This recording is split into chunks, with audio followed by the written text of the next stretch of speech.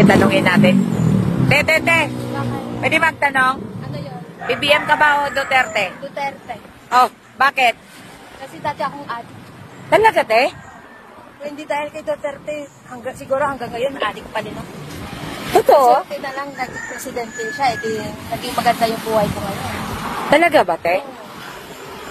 Hindi ka na mag-a-addict, te? Hindi na. Yo, what's up mga boss? Mo ni ang real talk nga wala nakita sa kadaghanan. Unsay giingon ni Duterte, wala ko'y labot anang human rights. Ang akong pakialam o akong labot is ang human life. O, nakita nato usa ka babay mga boss, no? Dating adik nagpasalamat kang Duterte kay nga naman. Kung dili tungod ni Duterte, dili siya makamata. Oo, wala siya kahadlok, di ba?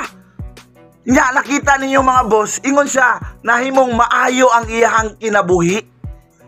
Tungod kay unang-una, nakamata siya, nagpasalamat siya nga dunay war on drugs si Duterte mga boss. Mao ni siyang giingon nga millions ang nasave ni Duterte ug usa na ning bayhana mga boss. Nahimong maayo ang iyang kinabuhi tungod kay una niundang siya sa panahon na nilatos nas Duterte sa iyahang pagka-presidente. Nahimo siyang kamay na bakal sa mga tao nga mga adik. O karon, nahimong ni prosper ang iyang kinabuhi. Nagpasalamat siya kay nga naman niundang siya, na disiplina siya. Mao ni ang giingon ni Duterte mga boss. Nga ang iyang pakialam, ang human life, ang imuhang kaugmaon, ang kaugmaon sa imong anak, sa imong amaan, ang imong ate, kung adik man tanan nga mga pamilya. Mao ni siya mga boss. Sus, Ginoo ko. Nya si Tatay Digong dili deserve. Uy, dili deserve nga mapriso siya sa ICC pa jud. Ginoo ko.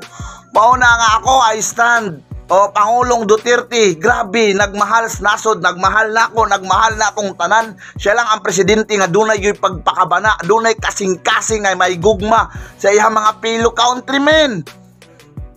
Mao na nga mga boss, ako dili jud ko nyo masisi nga anong grabe gina-promote, singgit jud na ako ang pangalan ni Duterte. Ano man, produkto ta ana sa pagbag-o tungod ni Tatay Duterte. Mao ni ang real talk sa babae. Saludo kay ko sa sama mga inani mga boss. Ba dili maulaw nga mo angkons kamera. Nga adik ko, pasalamat gali ko kang Tatay Duterte nakamatakos kamatuoran ni undang ko na maayo ang akong kinabuhi. Kay kung dili pa tungod ni Duterte until now adik pa daw gihapon unta siya. Maura to mga boss, pakipalo sa ato page. Daghang salamat.